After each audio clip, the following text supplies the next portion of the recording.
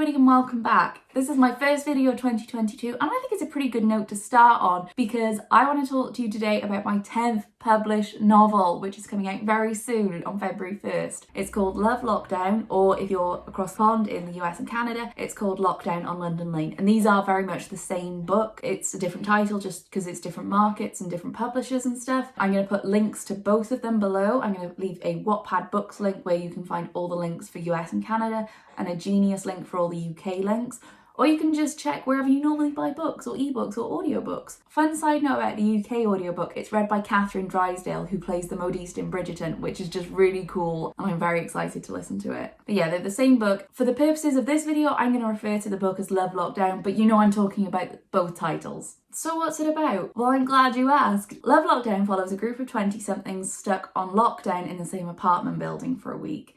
Kind of like Love Actually, but in quarantine. So it actually switches between 5 different perspectives from people in different apartments, and all the stories kind of cross over or they interlink somehow. And you'll see the same characters occasionally cropping up kind of across the chapters and across perspectives. And I know I said it's a quarantine romance, and I'll talk a bit more about that later, but what I've aimed for is a light-hearted rom-com rather than like a serious book about a pandemic. But I'll talk a bit more about that and the inspiration behind the book later. Before we get into that though, I want to tell you more about the storyline and the different characters. First up, there is Imogen, who's trapped with a one-night stand whose name she can't quite remember. It's Nate, for the record, and she's dealing with her own quarter-life crises about like life in general, and also has this maybe potentially budding romance with Nate over the course of the week. Next up are the Honeymooners, as I refer to them, Isla and Danny. They've only been dating for a month and now they're living together for a full week, and it's intense. Ida is especially finding it really difficult because so far in this relationship she's been putting her best foot forward. She's been trying to be the perfect girlfriend in these first few weeks for Danny, and that's getting very difficult for her to do when they're stuck together 24/7. So this week could make or break their relationship. And speaking of something that could make or break a relationship, next up is Serena and Zach, and they've been dating for years and they're strong, steady,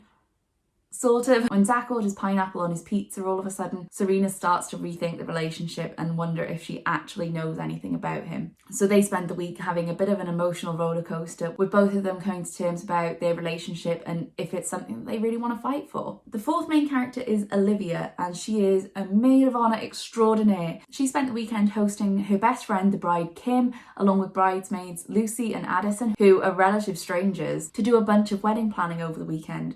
Only that weekend gets extended into a whole week and the girls are stuck together just trying to keep their heads above water and not drive each other crazy, which is easier said than done. This story focuses very much on friendships, but there is also quite a cute romance storyline in there. And finally, our last character is Ethan, whose girlfriend Charlotte is locked out of the building for the week. And he spends the week realising that it's not just that he misses her, it's that he wants to spend the rest of his life with her. And a week should be enough time to plan a perfect proposal, in theory, if it doesn't go horribly wrong.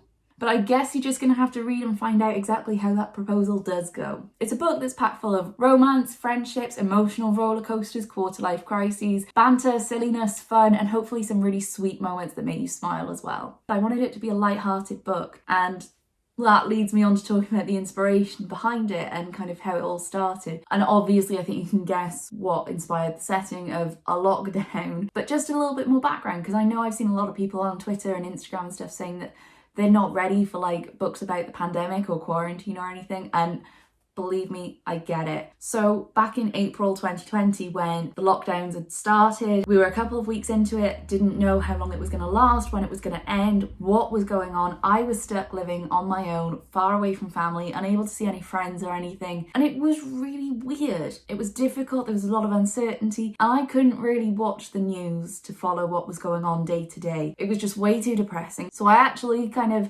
instead of watching the news, I watched news updates from different comedians online, because that was the only way I could process what was going on. And normally my go-to way of processing emotions or things that are going on in my real life is to write. And I remember thinking that I really wanted a project for a few weeks to keep me occupied, to keep me busy, keep me focused. And I remember thinking as well, I would have just loved to see a story about a bunch of people on lockdown together, but something that was a bit silly, a bit fun, a bit like Love Actually. And then I was like, that's a great idea.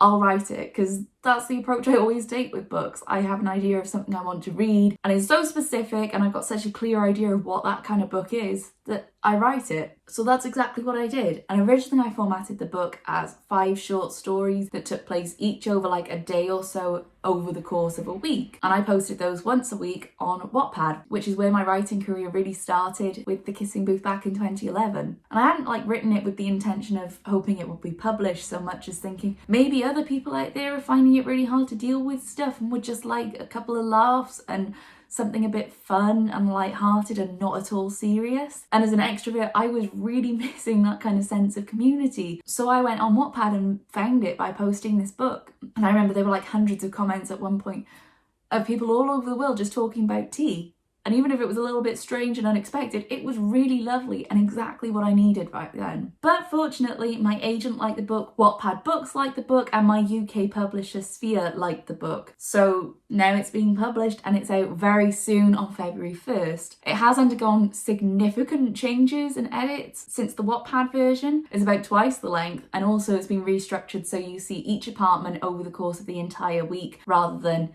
one at a time. And so far the early reviews seem to be really good and really positive, which is so encouraging and so lovely, and hopefully you'll enjoy it as well. I'm really excited for this book to come out into the world, and with the Kissing Booth series having ended last year and me now being a full-time author quite recently, this feels very much like a new phase of my life and a new phase of my writing career as well, with me writing adult or new adult books now, which is another reason why I'm so excited about this one. If you do enjoy it, I would love to know what you think, so you can tag me on social media.